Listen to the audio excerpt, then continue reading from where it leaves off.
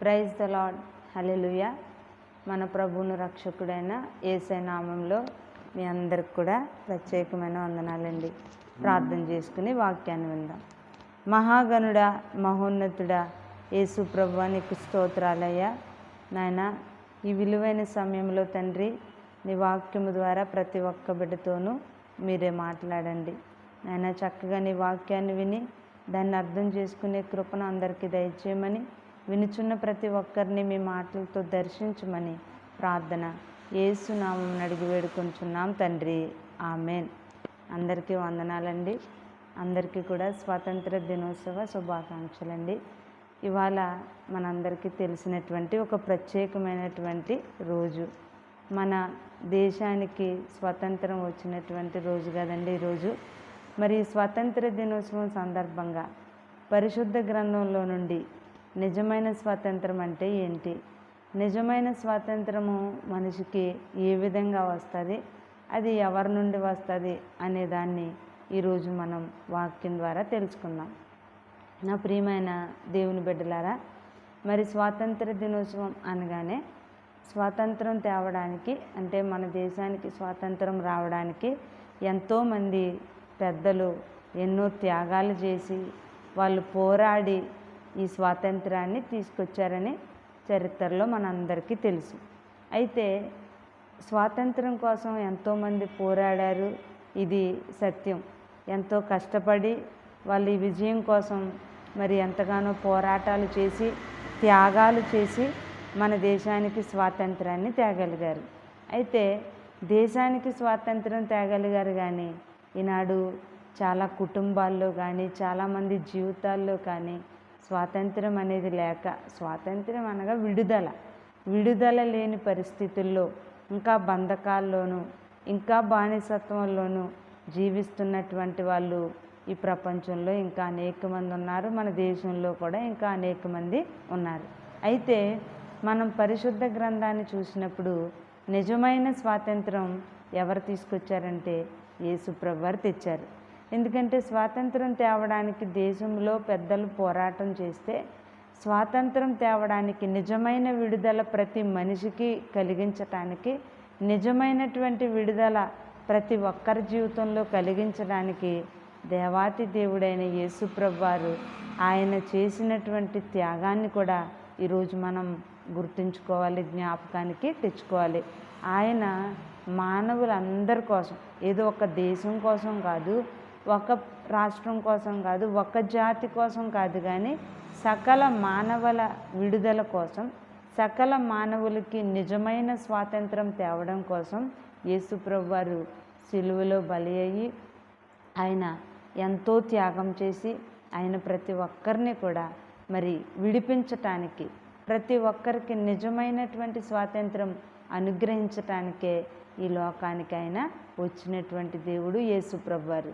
కాబట్టి పరిశుద్ధ గ్రంథంలో ఈ స్వాతంత్రం గురించి ఏమని రాయబడి ఉందంటే వాక్యాన్ని మనం ఒకసారి తీసి చదువుకుందాం. యోహాను సువార్త 8వ అధ్యాయము 31, 32 వచనాలు మనం చూసినప్పుడు, కాబట్టి యేసు తనను నమ్మిన యూదులతో, మీరు నా వాక్యమందు నిలిచిన వారైతే నిజముగా నాకు శిష్యులయ్యుండి సత్యమును గ్రహించెదరు, అప్పుడు సత్యము మిమ్మును స్వతంత్రులనుగా చేయునని చెప్పగా, యేసు ప్రభువారు చెప్తున్నారు తనను నమ్మినటువంటి యూదులతో అని ఉంటుంది అక్కడ, కానీ తనను నమ్మిన ప్రతి ఒక్కరితో, ఈ వాక్యాన్ని వింటున్నటువంటి మనందరితో, ఆయన్ని నమ్మినటువంటి ప్రతి ఒక్కరితో ఆయన చెప్పేది ఏంటనంటే, మీరు నా వాక్యమందు నిలిచిన వారైతే నిజముగా నాకు శిష్యులయ్యుండి సత్యమును గ్రహించెదరు, అప్పుడు సత్యము మిమ్మును స్వతంత్రులనుగా చేయును. చూడండి, దేవుని వాక్యంలో మనం నిలిస్తే, దేవుని యొక్క వాక్యంలో మనం చక్కగా నిలవబడితే, ఆ వాక్యం అంట ప్రతి ఒక్కరిని కూడా ఏం చేస్తుందంటే స్వతంత్రులనుగా చేస్తుంది. అంటే నిజమైనటువంటి విడుదల దేని ద్వారా కలుగుతుందంటే వాక్యము ద్వారా. వాక్యం అంటే ఎవరంటే యేసు ప్రభు. ఆది యందు వాక్యం ఉండెను, వాక్యము దేవుని యొద్ద ఉండెను, వాక్యమే దేవుడై ఉండెను. కాబట్టి ఎవరైతే ఈ యేసయ్యలో నిలుస్తారో, ఎవరైతే ఈ వాక్యమందు నిలుస్తారో, వారికి నిజమైనటువంటి విడుదల. విడుదల అంటే దేని నుండి? ప్రభువు ఇచ్చే స్వాతంత్రం దేనిలో ఇస్తున్నారంటే పాపాల నుండి విడుదల, శాపాల నుండి విడుదల, దురాత్మల నుండి విడుదల, వ్యాధుల నుండి విడుదల, ప్రతి విధమైన బంధకాలన్నిటి నుండి కూడా విడుదల కలిగించటానికి యేసు ప్రభువారు ఎదురు చూస్తూ ఉన్నారు. అయితే ఈ విడుదల ఎవరికి కలుగుతుందంటే నమ్మిన వారికి, అలాగే వాక్యమందు నిలిచిన వారికి. యేసు ప్రభుని ఎవరైతే నమ్మి యేసు ప్రభు మాట యందు ఎవరైతే నిలబడతారో, ఆయన వాక్యమందు ఎవరైతే నిలుస్తారో, ఆయన వాక్యానుసారంగా ఎవరైతే జీవిస్తారో వాళ్ళ జీవితాల్లో నిజమైనటువంటి స్వాతంత్రం అంటే నిజమైన విడుదల అనేది వారికి కలుగుతుందని ఈ వాక్యం ద్వారా ప్రభు మనకి సెలవిస్తూ ఉన్నారు. ఇంకొక వచనాన్ని చూడండి. యోహాను సువార్తలోని 8వ అధ్యాయము 36వ వచనాన్ని మనం చూసినప్పుడు, కుమారుడు మిమ్మును స్వతంత్రులనుగా చేసిన ఎడల మీరు నిజముగా స్వతంత్రులై ఉందురు. కుమారుడు అనగా యేసు ప్రభువారు. యేసు ప్రభువారు స్వాతంత్రం కలగచేస్తేనే నిజమైన స్వాతంత్రం దొరుకుతుంది. కాబట్టి దేశానికి స్వాతంత్రం వచ్చింది కానీ ప్రజల్లో స్వాతంత్రం లేదు. అందుకే దేశంలో సంతోషంగా సంబరాలు జరుగుతున్నాయి కానీ ఎన్నో కుటుంబాల్లో దుఃఖం, ఎంతోమంది జీవితాల్లో వేదన, ఎన్నో కుటుంబాల్లో చింతలు. కారణం ఏంటంటే వాళ్ళకి ఇంకా నిజమైన స్వాతంత్రం అనేది రాలేదు. మరి నిజమైన స్వాతంత్రం నీ జీవితంలో రావాలంటే, నీ కుటుంబంలో రావాలంటే, నీవు ఆ స్వాతంత్రాన్ని అనుభవించాలంటే, అంటే ఆ ఆనందమును నువ్వు అనుభవించాలంటే నువ్వు ఖచ్చితంగా యేసయ్యను నమ్మాలి, అలాగే వాక్యాన్ని నమ్మాలి, వాక్యంలో నువ్వు నిలవాలి. అలా నిలిచినప్పుడు నిజమైన స్వాతంత్రం మనకి అనుగ్రహించబడుతుంది. ఇంకా కొన్ని వచనాలను కూడా మనం చూద్దామండి. 2 కొరింథీ పత్రిక 3వ అధ్యాయము 17వ వచనాన్ని చూసినప్పుడు, ప్రభు యొక్క ఆత్మ ఎక్కడ నుండునో అక్కడ స్వాతంత్రం ఉండును. ప్రభు యొక్క ఆత్మ, ప్రభువే ఆత్మ, ప్రభువే వాక్యం. ఈ వాక్యము, ఈ పరిశుద్ధాత్మ ఎక్కడ ఉంటుందో, ఎవరిలో ఉంటుందో వాళ్ళకి స్వాతంత్రం అనేది దొరుకుతుంది. వారి జీవితాల్లో నిజమైనటువంటి స్వేచ్ఛ, నిజమైనటువంటి విడుదల అనేది కలుగుతుంది. కాబట్టి ఇంకొక వచనాన్ని కూడా మనం చూసినప్పుడు, నా ప్రియమైన దేవుని బిడ్డలారా, గలతీ పత్రిక 5వ అధ్యాయము 1వ వచనాన్ని కూడా మనం చూస్తే, ఈ స్వాతంత్రము అనుగ్రహించి క్రీస్తు మనలను స్వతంత్రులనుగా చేసి అన్నాడు. కాబట్టి మీరు స్థిరముగా నిలిచి మరలా దాస్యమును కాడి క్రింద చిక్కుకొనకుడి. ఈ స్వాతంత్రం అంటే ఈ విడుదల అనుగ్రహించి క్రీస్తు ప్రతి ఒక్కరిని ఏం చేస్తున్నాడంటే తనను నమ్మిన ప్రతి ఒక్కరిని స్వతంత్రులనుగా చేస్తున్నాడు. అంటే తనను నమ్ముకున్న ప్రతి ఒక్కరికి వాళ్ళ జీవితాల్లో విడుదల కలిగిస్తున్నాడు. వాళ్ళకున్న కష్టాల నుండి విడిపిస్తున్నాడు, వాళ్ళకున్న కన్నీళ్ళ నుండి విడిపిస్తున్నాడు, వాళ్ళకున్న బాధల నుండి విడిపిస్తున్నాడు, వారికి ఉన్న పాపపు బంధకాల నుండి విడిపిస్తూ ఉన్నాడు. కాబట్టి నిజంగా మనల్ని స్వతంత్రులుగా చేసేది ఎవరంటే యేసుప్రభే. అయితే ఎవరిని చేస్తాడంటే, 1 ఆయన నమ్మాలి, 2 ఆయన వాక్యమందు నిలవాలి. చూడండి దేవుని బిడ్డలారా, ఇక్కడ స్వాతంత్రం కోసం అంటే విడుదలను గూర్చి పరిశుద్ధ గ్రంథంలో నుండి ఒక స్త్రీని మనం ఇవాళ ఆమెకు జరిగినటువంటి కార్యాన్ని చూద్దాం. లూకా సువార్త 13వ అధ్యాయము 10వ వచనం నుండి 13వ వచనం వరకు మనం చదువుదాం. విశ్రాంతి దినమున ఆయన యొక్క సమాజ మందిరంలో బోధించుచున్నప్పుడు 18 ఏండ్ల నుండి బలహీనపరచు దయ్యము పట్టిన యొక్క స్త్రీ అచ్చట నుండెను. ఆమె నడుము వంగిపోయి ఎంత మాత్రమును చక్కగా నిలువబడలేక ఉండెను. యేసు ఆమెను చూచి రమ్మని పిలిచి, అమ్మా, నీ బలహీనత నుండి విడుదల పొందియున్నావని ఆమెతో చెప్పి ఆమె మీద చేతులుంచగానే ఆమె చక్కగా నిలవబడి దేవుని మహిమపరిచెను. ఇక్కడ మనం చూసినప్పుడు నా ప్రియమైన దేవుని బిడ్డలారా, 18 సంవత్సరాల నుండి అంట మరి బలహీనపరచు దయ్యం అనేటువంటి ఆ దయ్యం పట్టుకున్నటువంటి ఒక స్త్రీ ఉందంట. ఆమె నడుము వంగిపోయి నడుము వంగిపోయిన స్థితిలో నిలవబడలేదు, చక్కగా నడవలేదు, తనకు తానుగా చక్కగా పనులు కూడా చేసుకోలేనటువంటి స్థితిలో పాపం 18 ఏండ్లుగా నడుము వంగిపోయి అలాగే నడుస్తూ చాలా మనోవేదనతో, చాలా బాధతో, ఆమెకి ఇక విడుదల వస్తుందనేటువంటి ఆశ కూడా లేనటువంటి స్థితిలో ఉన్నది ఈ స్త్రీ. అయితే ఒక రోజున ఆమె మరి విశ్రాంతి దినమున ఆమె ఎక్కడికి వెళ్ళిందంటే సమాజ మందిరానికి వెళ్ళింది, ప్రార్థనకి వెళ్ళింది. పాపం ప్రార్థనకి వెళ్ళింది. అయితే ఆ బలహీనతతోనే ఉంది.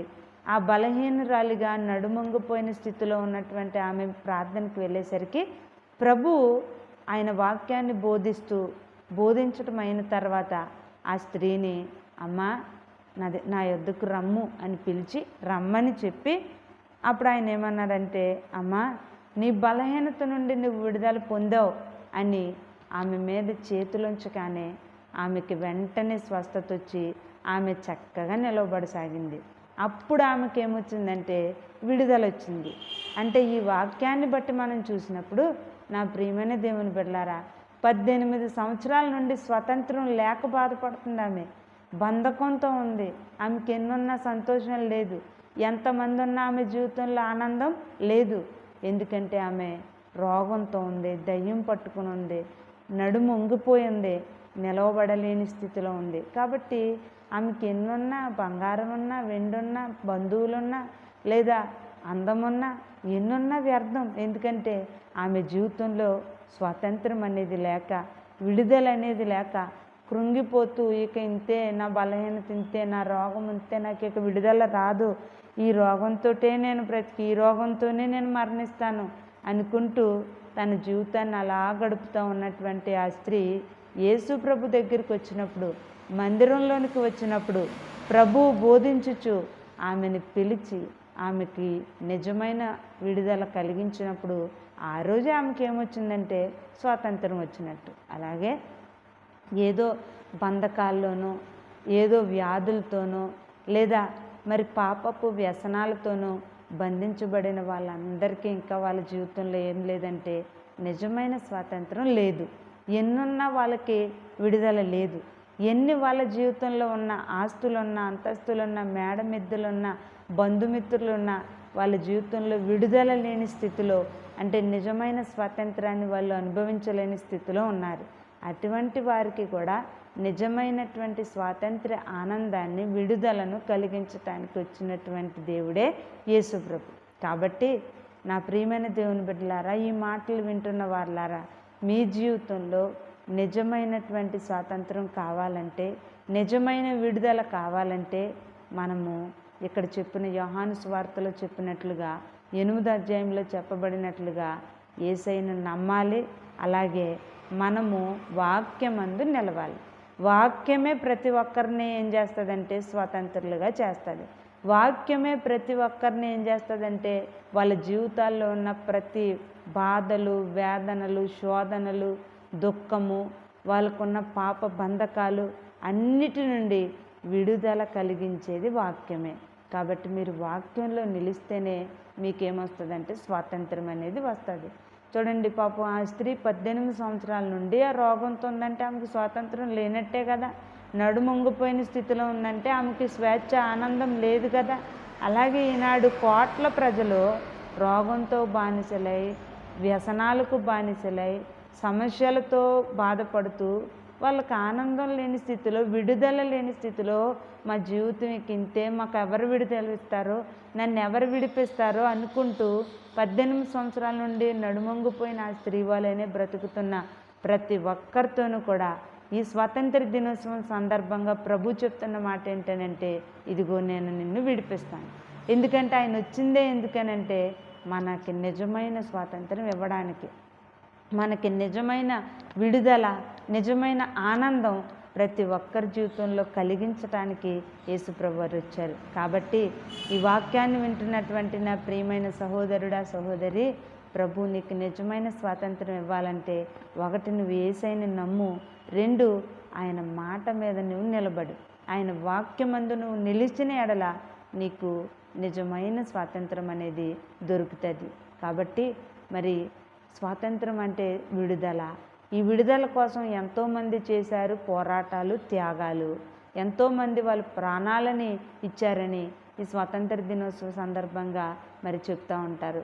అయితే మనందరినీ విడిపించడం కోసం, నిజమైన స్వాతంత్రం అనుగ్రహించడం కోసం యేసుప్రభు వారి సిలువలో త్యాగం చేసి, సిలువలో తన ప్రాణం ఇచ్చి, తన రక్తమంతా మన కోసం కార్చి మనకి నిజమైన విడుదల, నిజమైన రక్షణ, నిజమైన ఆనందం ప్రతి ఒక్కరిలోనూ కలిగించటానికి యేసుప్రభు వారు ఇంకా ఎదురు చూస్తూనే ఉన్నారు.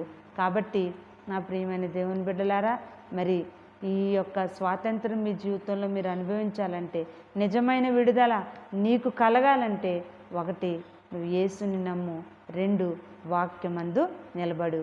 తప్పకుండా ప్రభు నీకేమిస్తారంటే విడుదలిస్తారు. తప్పకుండా నీకున్న వ్యాధి నుండి విడుదలిస్తారు, నీకున్న పాప బంధకాల నుండి విడుదలిస్తారు, నిన్ను పట్టిన దురాత్మ శక్తుల నుండి విడుదలిస్తారు, నీ కుటుంబంలో ఉన్నటువంటి దరిద్రం నుండి విడుదలిస్తారు, నీకున్న ప్రతి విధమైన సమస్యలన్నిటి నుండి విడిపించే శక్తి గల దేవుడు యేసు ప్రభు. కాబట్టి మీకు నిజమైన స్వాతంత్రం నీ జీవితంలో కావాలంటే 1 యేసుని నమ్మండి, 2 వాక్యమందు నిలవండి.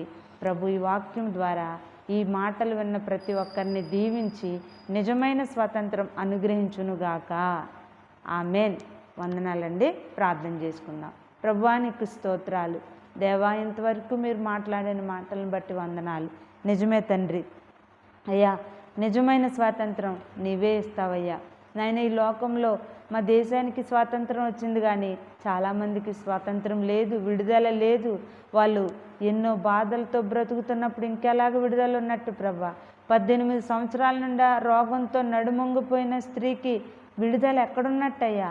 నీ వద్దకు వచ్చి నీ మాటలు విన్న తర్వాత అయ్యా, నీ చేతులు ఆమెపై ఉంచగానే, మీరు ఆమెను ముట్టగానే 18 ఏండ్ల నుండి ఉన్న బానిసత్వం వ్యాధి నుండి ఆమెకి విడుదల వచ్చింది. అలాగే ఈరోజు మీరు సెలవిచ్చారు నాయన, నిన్ను నమ్మి నీ వాక్యమందు నిలిచిన వారికి నీ వాక్యము స్వతంత్రులుగా చేస్తుంది. ఎందుకంటే నీ వాక్యమే సత్యం.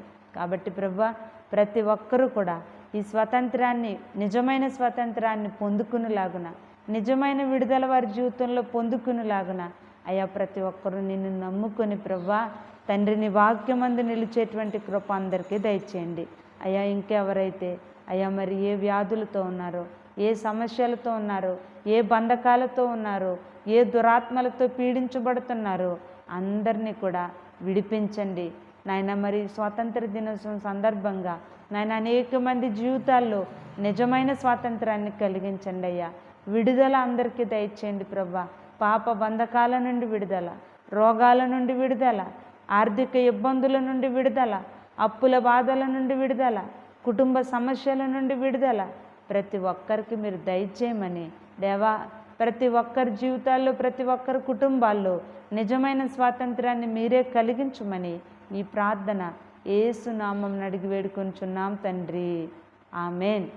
వందనాలండి. దేవుడు మీ అందరినీ దీవించి నిజమైన స్వాతంత్రాన్ని మీకు అందరికీ కలిగించునుగాక. ఆమేన్.